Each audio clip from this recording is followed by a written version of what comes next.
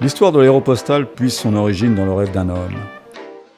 Ingénieur et industriel, Pierre-Georges Latécoère, dès la fin de la Première Guerre mondiale, décide de créer une ligne aérienne de fret postal entre Toulouse et Buenos Aires. Au départ de Toulouse-Montaudan, la ligne file vers l'est, bifurque vers le Perthus, poursuit son tracé le long de la côte espagnole, franchit le détroit de Gibraltar pour passer en Afrique, atteint Casablanca puis Dakar au Sénégal, ouvrant la route vers l'Amérique du Sud. De jour, la navigation se fait à vue grâce à des éléments de paysage bien identifiables, comme le canal du Midi, ou bien en suivant le relief des côtes. La nuit, ou par temps de brume, les pilotes sont guidés par les signaux lumineux de phares érigés tout au long de leur route, espacés d'une vingtaine de kilomètres les uns des autres.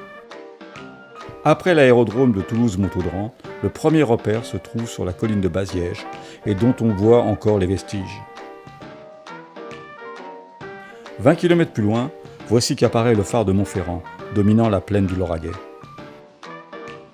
Le phare de Montferrand a été mis en place en 1927 par le ministère de l'Air dans le cadre d'un plan national d'installation pour l'aviation. Il est constitué d'un pilier de 13 mètres de hauteur, en béton armé. Une échelle permet l'accès à la plateforme, supportant une structure métallique de forme conique.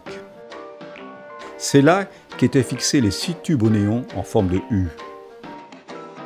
Le choix s'est porté sur l'éclairage au néon pour sa lumière rouge-orangée et sa faculté d'allumage et d'extinction instantanée permettant d'émettre un signal morse lumineux.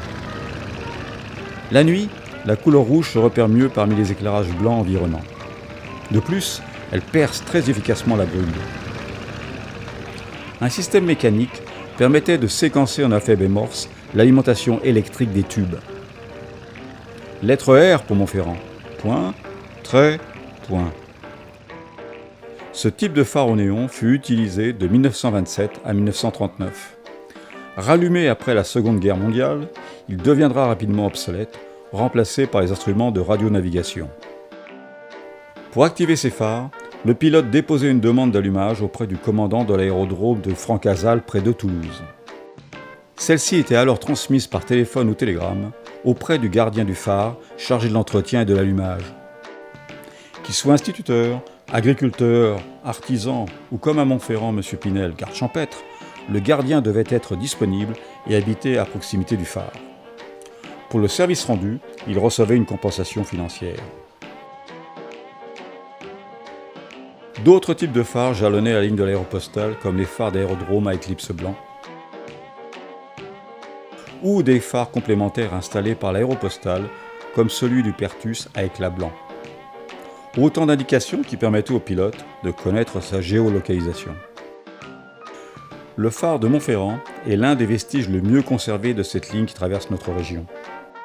Ces paysages, ces horizons que nous voyons aujourd'hui sont les mêmes que sillonnaient, au péril de leur vie, ces intrépides pionniers de l'aviation. Les plus célèbres avaient pour nom Henri Guillaumet, Jean Mermoz ou encore Antoine de Saint-Exupéry. La ligne de l'aéropostale poursuit sa route vers l'est. Les villes et villages se succèdent avec leurs phares aux lumières rouges ou blanches, séquencés en signal morse. V, Z, O, W, L pour les lignes en corbière, etc. Un fléchissement au sud maintenant vers Fitou, Perpignan, et voici la frontière avec le Perthus. L'aventure se poursuit vers le continent africain, et bientôt la grande traversée vers l'Amérique du Sud.